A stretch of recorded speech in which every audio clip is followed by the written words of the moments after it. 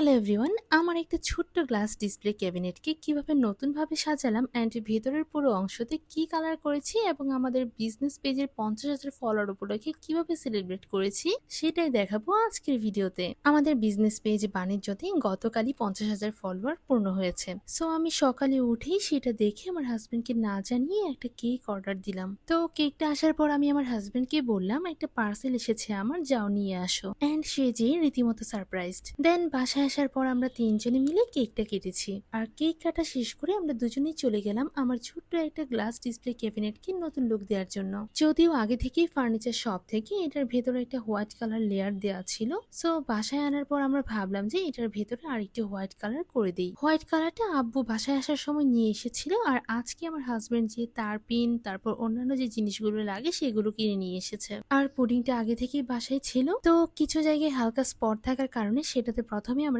পুডিংটা লাগিয়ে নিয়েছি। আর এরপর আমার হাজবেন্ড ভেতরের অংশগুলোতে রং করে দিয়েছে। তো আমার এই গ্লাস ডিসপ্লে ক্যাবিনেট আমি কিভাবে ডেকোর করেছি সেটা দেখতে হলে কিন্তু আমার নেক্সট ভিডিও অবশ্যই দেখতে হবে। আজ তাহলে এই পর্যন্তই। ধন্যবাদ সবাইকে। আল্লাহ হাফিজ।